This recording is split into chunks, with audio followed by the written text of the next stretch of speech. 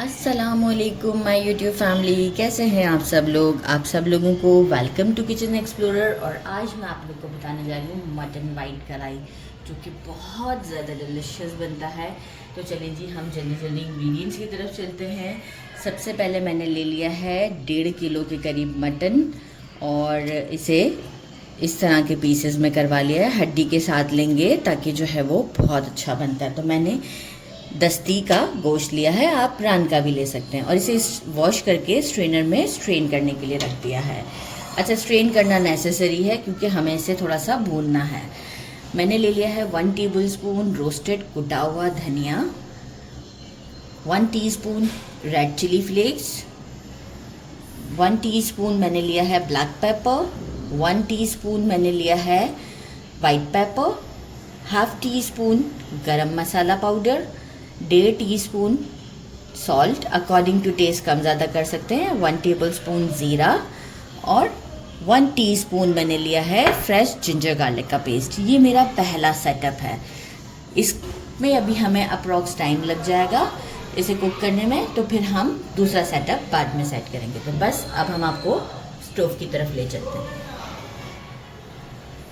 थोड़ा जल्दी काम करना है तो मैंने क्या किया, प्रेशर कुकर ले लिया है। प्रेशर कुकर में मैंने जो है वो मेजरिंग हाफ कप के करीब ऑयल डाल दिया है, और इसमें हम ये डाल देंगे हमारा मटन, और साथ ही में हम डाल देंगे जो 1 टीस्पून जिंजर गार्लिक का फ्रेश पेस्ट है वो डाल देंगे। और इसे हम इतना भूनेंगे लाइक अप्रॉक्स कि थोड़ा सा मीट जो है हमारा वाइट हो जाए। तो इसे मुझे अप्रॉक्स 3 मिनट्स लगेंगे। फिर आफ्टर 3 मिनट्स के बाद मैं आपको शो करती हूँ हमें क्या करना है। लेकिन गोश्त ने भी अपना पानी छोड़ दिया है और मुझे 3 मिनट्स हो चुके हुए हैं। अब मैं क्या करूँगी कि इसमें जो स्पाइसेस मैंने बताए थे सब ऐड करके 1 स्टर देंगे, और इसे मैं कुक करूँगी जब तक कि मेरा मटन टेंडर नहीं हो जाता।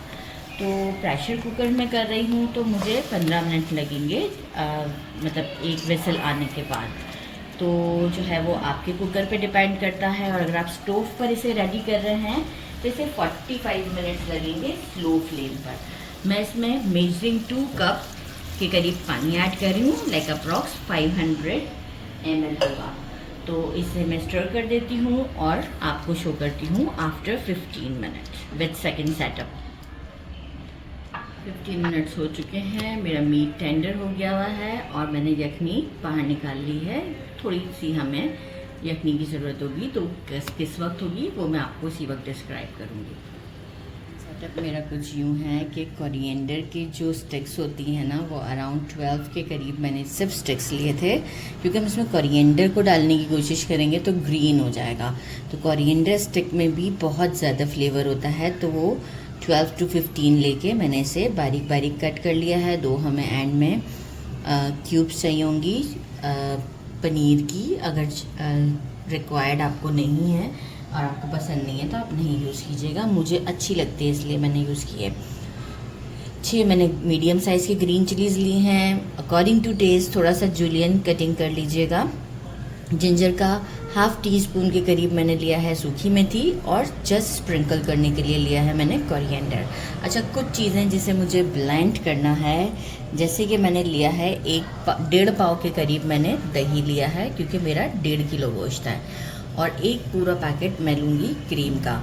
इसे मैं क्या करूँगी कि बाकी की चीज़ों के साथ मिक्सी में डाल के मिक्स करूँगी। तो जो बाकी की चीज़ें हैं वो कुछ यूँ हैं। 5 tablespoon coconut powder, not desiccated coconut, coconut का पाउडर आता है, मिल्क पाउडर कहलाता है, इसी तरीके से दिखता है ये कोकोनट पाउडर। 2 टेबलस्पून मेरे पास थे रोस्टेड अनियन, आपके पास जो है आप जो है वो फ्राइड अनियन भी यूज़ कर सकते हैं।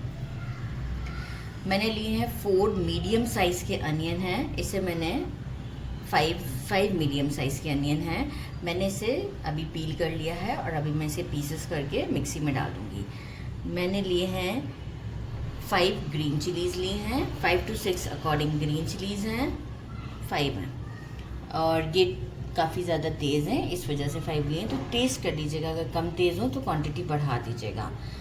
2 इंच का एक जिंजर का पीस लिया है और अराउंड मैंने, अगर मैं इसे दोनों को पीसूँ ना तो ये भी 1 टेबल स्पून होगा और ये भी 1 टेबल स्पून होगा, तो अप्रॉक्स 2 टेबल स्पून के करीब जिंजर गार्लिक का पेस्ट चाहिए। अराउंड 8 के करीब मैंने ले लिए हैं कैश्यू नट्स, काजू, और ऑलरेडी मेरे मीट में जो है वो सॉल्ट है, तो मैंने ½ टी स्पून सॉल्ट यहाँ पे लिया है।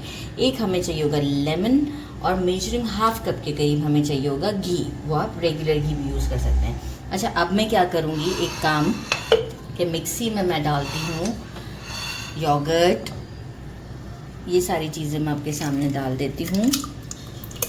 अच्छा, हमें कोई पानी ऐड करने की ज़रूरत नहीं पड़ेगी क्योंकि ऑलरेडी जो है वो योगर्ट मिक्स करने में हमें हेल्प करेगा। क्रीम भी डाल देते हैं साथ में, थोड़ा सा अगर बचाना चाहें तो बचा लें कि हम एंड में यूज़ करेंगे, तो मैं थोड़ा सा बचा लेती हूँ।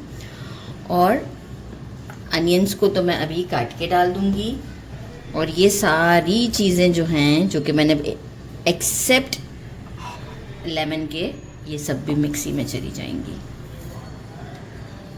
और अच्छा सा मैं इन सब चीज़ों को ब्लेंड करके इंक्लूडिंग अनियन आपको शो करती हूँ, एक अच्छा सा फाइन सा पेस्ट। मैंने एक पैन ले लिया है, इसमें ½ कप के करीब जो घी शो किया था वो मैंने डाल दिया है। पेस्ट मैंने अच्छा खासा बना लिया, 2 हिस्सों में कर दिया है क्योंकि मिक्सी में जगह नहीं थी, तो पहले एक पार्ट डाल दिया है, दूसरा पार्ट में डाल देती हूँ। आलू वाला है ओके, अब मैं इसे कंटिन्यूस 5 to 6 मिनट्स के लिए मीडियम फ्लेम पर स्टर करती हूँ और फिर आपको शो करती हूँ। मीडियम फ्लेम पर मुझे इसे भूनते हुए अराउंड 6 to 7 मिनट्स हो चुके थे, राइट। और अब जो है वो मैंने जो ये मेरा मटन है ये सारा मैं इसमें डाल देती हूँ। मटन डालते ही एक बार स्टर करूँगी, बाकी कुछ ग्रेवी जो है वो मैं इसमें अभी ऐड करूँगी। फ्लेम को मैं मीडियम रखूँगी, कुछ ग्रेवी भी ऐड करनी है। ग्रेवी ऐड करते हैं, अच्छी खासी ऐड हो गई ग्रेवी भी। अच्छा, अब हम क्या करेंगे, जो हमारी कोरिएंडर की स्टिक्स थी ये हम इस मोमेंट पर इसमें डाल देंगे, और अब हम लिड लगाकर इसे कंटिन्यूस जो है वो मीडियम फ्लेम पर कुक होने देते हैं। क्योंकि मटन जो है वो मेरा अच्छे से डन है, लेकिन इसमें थोड़ी सी कसर बाकी है। मैंने बिल्कुल ही सॉफ्ट नहीं किया है क्योंकि मुझे इसमें भी कुक करना था ताकि फ्लेवर पूरे से आए। तो मीडियम फ्लेम पर अब मैं इसे 10 मिनट तक कुक करती हूँ, फिर आपको शो करती हूँ। 3 मिनट्स हो चुके हैं मेरे मीडियम फ्लेम पर, और अब आप देखिए थोड़ी कंसिस्टेंसी भी थिक हो चुकी है। और देखें 1.5 किलो गोश्त है तो हमें थोड़ा सा ग्रेवी भी चाहिए, तो इसलिए इतनी कंसिस्टेंसी ठीक है। फ्लेम अभी भी मीडियम है। ग्रीन चिलीज़ ऐड कर दिए हैं, कसूरी मेथी ऐड कर दी है, और बाकी मैं इसे स्टर करूँगी। कोरिएंडर मैं अभी नहीं डाल रही, इस मोमेंट पर मैं डालूँगी लेमन जूस। लेमन को अच्छे से स्क्वीज कर लेते हैं, इससे बड़ा अच्छा फ्लेवर आता है। बस इसके बाद मैं क्या करूँगी, फ्लेम को कर दूँगी बिल्कुल स्लो और लिड लगा के इसे 10 मिनट के लिए हम दम देते हैं।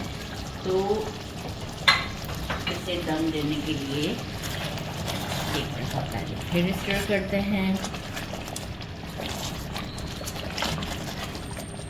और बिल्कुल फ्लेम को कर देते हैं स्लो, और बिल्कुल ही डेड स्लो के ऊपर है, ठीक है। और अब हम इसे 10 मिनट्स के लिए लिड लगाकर छोड़ देते हैं। मिलते हैं 10 मिनट्स के बाद। मैंने स्टोव बंद कर दिया था। आफ्टर 10 मिनट आप देख सकते हैं ऑयल ऊपर आ गया। जस्ट मैंने थोड़ा सा कोरिएंडर डाला है और जुलियन जिंजर कटिंग करके डाल दिया है। अब हम इसे करते हैं डिश आउट और आपको टेस्ट करके बताते हैं। मैंने इसे डिश आउट कर दिया है और मुझे इसकी लुक इस कढ़ाई में बहुत अच्छी लग रही थी। साथ में मैंने ऊपर से जो पनीर बताया था वो डाल दिया है, और अब हम इसे टेस्ट करते हैं। आप देख सकते हैं ग्रेवी, पनीर थोड़ा सा, और हम आपको इसे टेस्ट करके बताते हैं। शीरमाल मैंने मंगवा ली हैं, और ये आप देखिए कितना सॉफ्ट है। गरम बहुत ज़्यादा है, लेकिन आपको आइडिया हो रहा होगा कि कितना सॉफ्ट है ये। बिस्मिल्लाहिर्रहमानिर्रहीम।